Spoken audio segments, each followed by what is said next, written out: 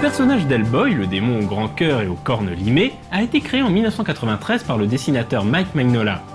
En 2002, la popularité toujours croissante du personnage entraîne un développement des produits dérivés. On commence à parler d'un projet de film réalisé par Guillermo del Toro, et Steve Jackson Games publie Hellboy, Sourcebook and Role-Playing Game, un ouvrage standalone basé sur du système GURPS.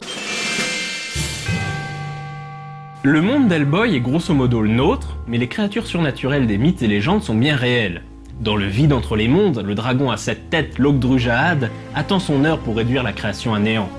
Pendant la Seconde Guerre mondiale, les nazis, alliés au mage Rasputin, ont accompli un rituel impie visant à invoquer la bête de l'apocalypse.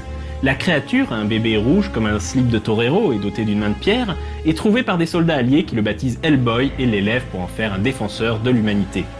Une organisation est établie autour d'Hellboy, le BPRD, Bureau pour la recherche et la défense contre le paranormal. Les agents du BPRD sont les seuls remparts entre la population et les menaces cosmiques qui rôdent dans les ténèbres. Hellboy, le jeu de rôle, propose aux joueurs d'incarner des agents du BPRD, voyageant aux quatre coins du monde pour mettre un terme aux machinations des savants fous nazis et autres cultistes de l'Ogdrujaad. Certains membres du BPRD sont des humains normaux, d'autres possèdent des pouvoirs surnaturels, d'autres, à l'image d'Hellboy lui-même, ne sont tout simplement pas humains.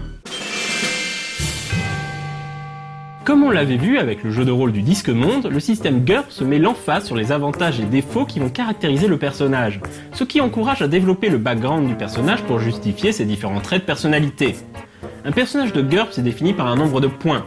Un humain standard tourne autour de 150 points, un personnage surhumain tel qu'Hellboy est quant à lui à 850 points.